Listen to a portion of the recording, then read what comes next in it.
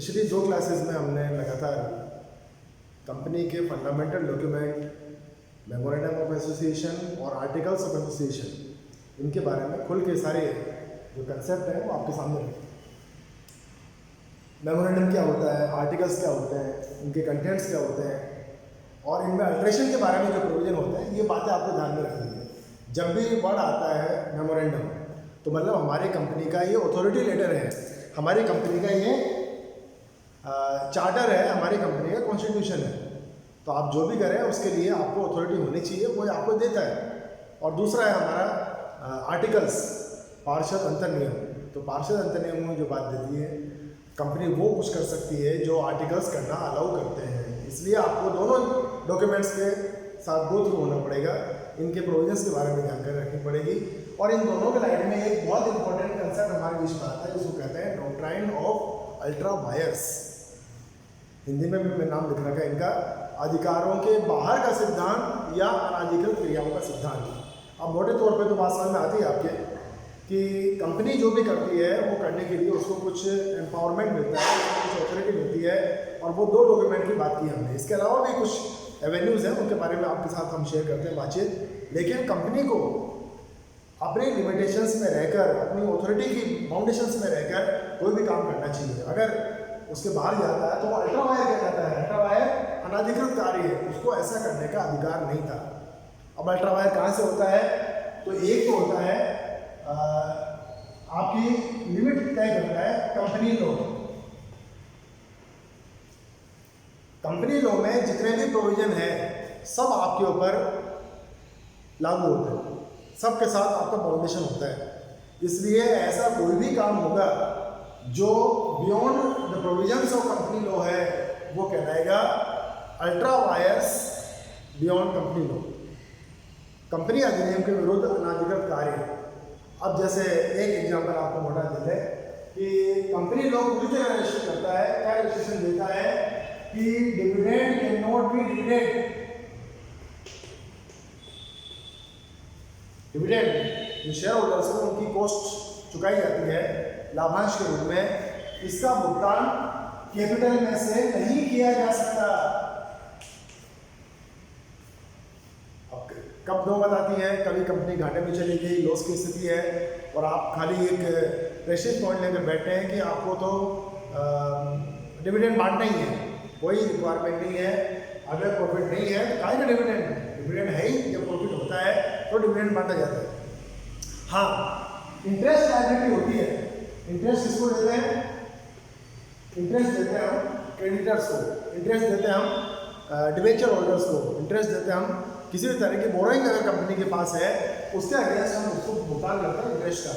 अगर company loss में भी है तो आपको इंटरेस्ट लायबिलिटी तो पे करनी ही पड़ेगी, इसमें आपको कोई एक्सक्यूज देने की स्थिति नहीं बनती। तो आप अगर मान लो पैसा नहीं है, अब और किसी सोर्स पर डिपेंड करने की बजाय कैपिटल को यूज करना चाहे तो कैपिटल को आप इसमें काम में ले सकते हैं। कंपनी लॉ आपको छूट देता है। क्यों? क्योंकि ये तो कंपनी के ऊपर लायबिलिटी है, लायबिलिटी तो चुकानी पड़ेगी, लेकिन शेयर होल्डर्स लायबिलिटी नहीं है।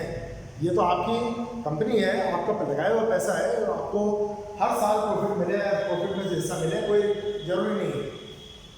तो पहले जो बात कर रहे हैं कि कंपनी लॉ जिन चीज़ों को रेस्ट्रिक्ट करता है उन चीज़ों के साथ अगर आप जुड़ते हैं तो वो कहलाएगा ultra wire against company law, company अधिनियम के विरुद्ध अनाधिकृत कार्य। दूसरे अल्ट्रा वायर की बात कर लें तो ये हमारा है मेमोरेंडम ऑफ एसोसिएशन, पार्षद सीमा नियम। सीमा नियम ने हमारे लिए 5 सीमाएं तय कर दी: name close, registration office close, objective close, capital close और लायबिलिटी क्लोज। ये 5 सीमाएं हमारे पास है। अगर इसके बियॉन्ड कोई भी काम किया जाए, कंपनी का रजिस्ट्रेशन हुआ है XYZ लिमिटेड नाम से कंपनी का रजिस्ट्रेशन हुआ और आप ट्रांजेक्शन कर रहे हैं XZY लिमिटेड, क्या फर्क पड़ता है? नाम तो वही है, आगे पीछे कर दिया। जिस नाम से रजिस्टर्ड है कंपनी उसी नाम से कंपनी का कोई भी ट्रांजेक्शन, कोई भी करस्पॉन्डेंस इसी नाम से होना चाहिए। उसके बियॉन्ड अगर कोई भी चीज़ आती है ये कहलाएगा बियॉन्ड मेमोरेंडम ऑफ एसोसिएशन। जो आपकी कैपिटल की सीलिंग है, अधिकतम सीमा है, इससे ज़्यादा आपने इश्यू शेयर्स कर दिया, ये कहलाएगा ultra vires against memorandum of association.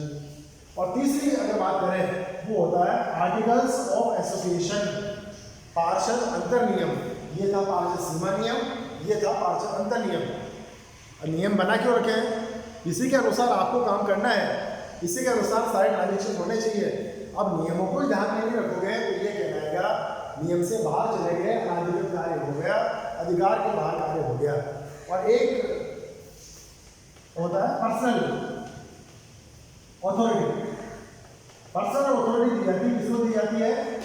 Directors हैं, मेंबर्स हैं, इनको कोई भी काम करने के लिए अथॉरिटी मिलती है। जैसे हम आपके साथ जुड़े हुए हैं तो हमारी अथॉरिटी है, हमें आपके साथ बिजनेस एडमिनिस्ट्रेशन के 2 पेपर, 2 लास्ट ईयर थे, बिजनेस रेगुलेटरी फ्रेमवर्क और बिजनेस मैनेजमेंट। इस साल 2 पेपर है, company law and federal practice और मार्केटिंग मैनेजमेंट। ऐसे 2 पेपर थर्ड ईयर में हैं। ये हमारी पर्सनल अथॉरिटी है।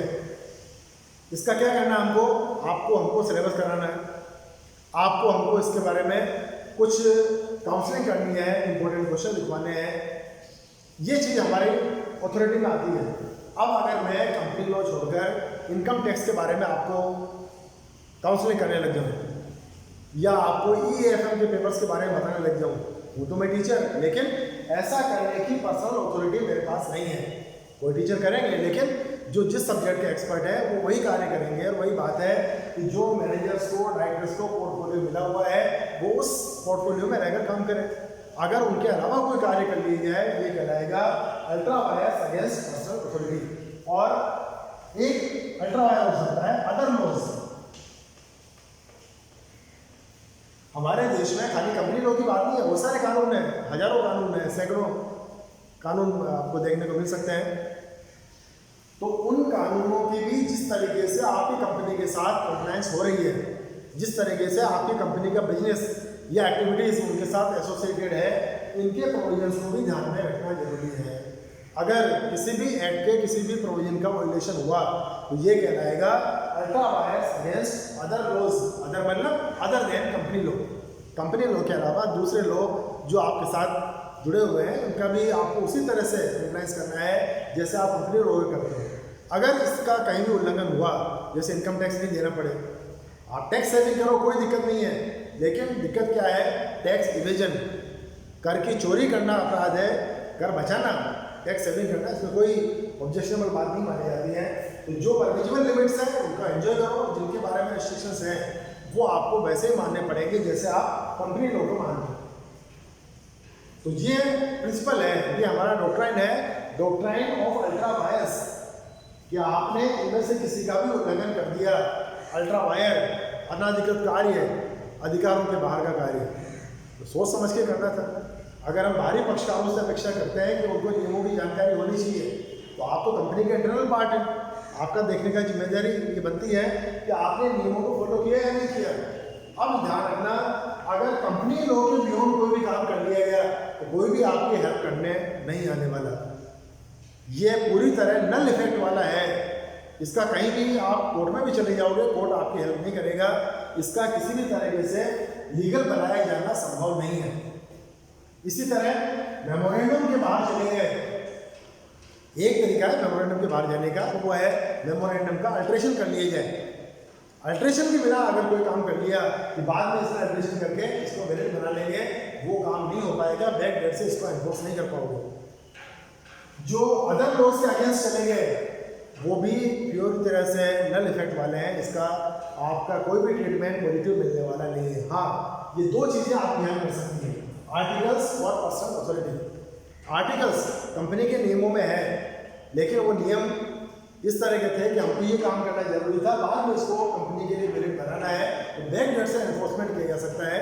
कोई नियम बनाकर उसका प्रवर्तन, उसका एनफोर्समेंट बैक डेट में डाला जा सकता है, इसमें कोई दिक्कत वाली बात नहीं है। और पर्सनल अथॉरिटी, जैसे टीचर किसी सब्जेक्ट के कॉलेज में अवेलेबल नहीं है और हमने आपको इंपॉर्टेंट क्वेश्चन लिखवा दिए, तो ये गुड फेथ का काम है। हमने स्टूडेंट्स के इंटरेस्ट में ऐसा किया, हमने किसी एक्सपर्ट से मंगवाए, दूसरे कॉलेजों में जो फैकल्टी अवेलेबल है उनसे हमने रिक्वेस्ट करके मांगे हैं आपकी हेल्प के लिए।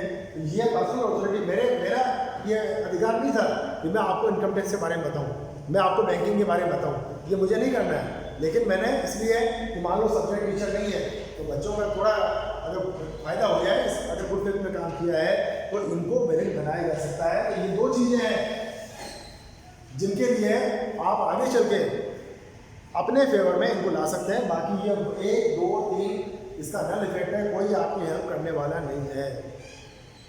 इसलिए जब भी काम किया जाए, ट्रांजेक्शन किया जाए, बिहेवियरल एस्पेक्ट्स काम में लिए जाए, ध्यान में रखो कि आपको नियमों में रहकर, सीमाओं में रहकर काम करना है।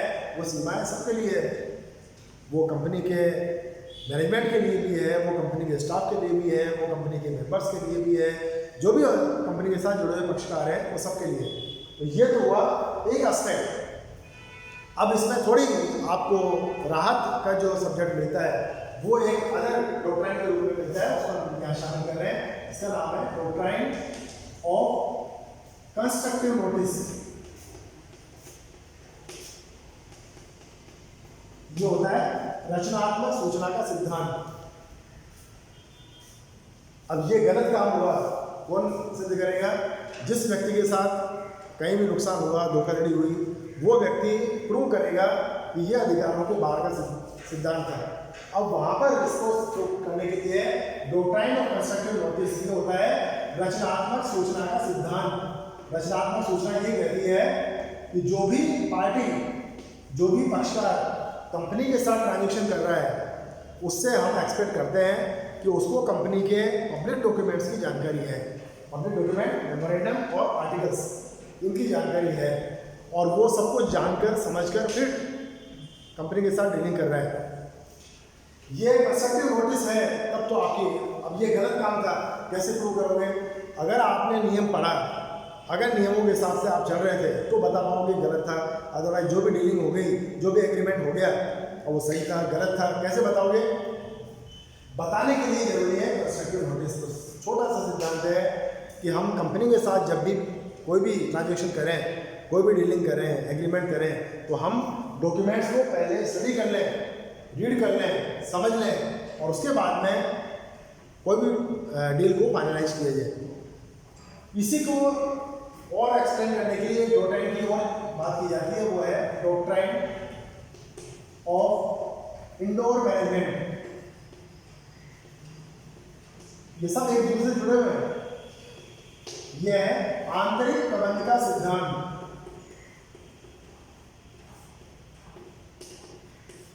भाई थर्ड पार्टी है, उससे एक्सपेक्ट कर रहे हो कि उसको पब्लिक नोटिस होना चाहिए, कंस्ट्रक्टिव नोटिस होना चाहिए, और ले लिया उसने, नियमों की जानकारी ले ली। नियम तो है, अब कंपनी उन नियमों को फॉलो कर रही है या नहीं कर रही है, कौन डिसाइड करेगा? तो अगर कंस्ट्रक्टिव नोटिस है तो थर्ड पार्टीज को ये मान के चलने का अधिकार है सब कुछ नियमों के हिसाब से चल रहा होगा। लेकिन कब अधिकार है? जब सब कुछ नॉर्मल चल रहा है, जब सब कुछ एज यूजुअल चल रहा है। अगर कंपनी में कभी भी फ्रॉड हो चुका है, धोखाधड़ी की घटना किसी कंपनी में पहले हो चुकी है, तो वो फिर हो सकती है। आपको कोशिश रहना है, फिर मान के नहीं चलना है। कंस्ट्रक्टिव नोटिस होने पर योर मैनेजमेंट वैसा चल रहा होगा। इन जनरल ये प्रिंसिपल आपकी हेल्प करेगा। लेकिन कब करना है? जब कंपनी में कभी भी फ्रॉड हो चुका है, इसके बारे में आपको जानकारी है, तो हर कदम फूंक के रखना है। इसी की तरह कहीं भी आपको इररेगुलरिटीज, अनियमितताओं की अगर मान लो भनक भी लग गई, इनफॉर्मल सोर्सेज से भी जानकारी मिल गई, तो सब कुछ ठीक होगा, ये नहीं मान के चलो। उसके बारे में कुछ इंक्वायरी करना आपकी जिम्मेदारी बनती है। तो खोजबीन करना, इंटरनल मैनेजमेंट में एंट्री करना, उनके एस्पेक्ट्स को देखना, कंप्लायंस कैसे हो रहा है इस चीज़ को देखना, ये बात शामिल हो जाएगी। या कोई स्ट्रेटेजिक डिसीजन लेने जा रहे हो। स्ट्रेटेजिक का मतलब है जिसका लॉन्ग टर्म इम्पैक्ट पड़ेगा, लंबे समय के लिए बड़ी अमाउंट की कोई डीलिंग की जा रही है। ऐसा काम करते समय भी हम खाली भरोसा करके नहीं चल सकते, हर चीज़ को ठोक बजा के देखना। तो अगर आपके पास कंस्ट्रक्टिव नोटिस है, अगर आपके पास इंडोर मैनेजमेंट को जानने का, समझने का मैकेनिज्म है, तो इस बात की संभावना होगी नहीं, और होती है तो तुरंत आप पता कर लें। आपको आइडेंटिफाई करने के लिए कहीं बाहर जाने की आवश्यकता नहीं है। आप तो खाली जब भी मान लो ज़मीन खरीदनी है, तो ज़मीन के सारे कागजात की इंक्वायरी कर लो, डॉक्यूमेंट्स मांग लो, वो सही है या नहीं, किसी लीगल एडवाइजर से, एक्सपर्ट से उसकी पहचान करवा लो, या जो भी एग्रीमेंट का पार्ट बन रहा है उसका जुड़े हुए जो पक्षकार हैं उनकी हेल्प ली जा सकती है। लेकिन अल्टीमेटली ये कंफर्म करना कि सब कुछ नियमों के हिसाब से हो रहा है, ये अगर आपने एश्योर कर लिया तो अल्ट्रा वायरस की स्थिति बनेगी नहीं, अधिकार के बाहर कंपनी जाएगी नहीं। किसी की हिम्मत कब होती है, अगर मान लो गलती हो गई, अनफोर्स्ड एरर हो गई, अनजाने में गलती हो गई और किसी का ध्यान नहीं पड़ा, तो फिर दोबारा गलती करने की आपकी हिम्मत हो सकती है। ये तो इग्नोर कर दी जाती है, इसके बारे में लोगों को पता ही नहीं चल पाता है, ये भावना कहीं मन में पैदा हो सकती है। लेकिन अगर इमीडिएट और कौन करेगा, जो भी अलर्ट है, जिनके पास जानकारी है, जो नियमों के आधार पर चलते हैं, वो कभी ऐसा नहीं होने देंगे। तो आप कंस्ट्रक्टिव नोटिस रखें और जो काम जिसके बारे में आपको पहले से पता है, कोर्स का या इरेगुलरिटीज़ का, या बड़ी अमाउंट की डीलिंग कर रहे हैं या लॉन्ग टर्म कोई एग्रीमेंट्स करने जा रहे हैं, तो उस समय तहकीकात, खोजबीन, इंक्वायरी, ये सारे करना जरूरी है। अगर कंस्ट्रक्टिव नोटिस हो गया और इंडोर मैनेजमेंट की आपने पहचान कर ली, तो ऐसा कभी नहीं होगा कंपनी के द्वारा अल्ट्रा वायरस कर ली जाए। और ह्यूमन एरर है, कई बार अनजाने में हो जाए, तो अगर उसका जो इंटेंशन था वो मेलाफाइड नहीं है, उसका कोई गलत सोच नहीं थी, ये प्रूव कर दी जाए, तो कई बार वैसे भी दायित्व से मुक्ति मिल जाती है। लेकिन हम पहले से अलर्ट हैं इसके बारे में। तो ये ध्यान रखना, जब भी आर्टिकल्स और मेमोरेंडम की बात की जाती है, ये 3 जो ट्रेंड है, 3 तरह के सिद्धांत हैं, ये भी आपको पैरेलल ध्यान रखना चाहिए। Good luck.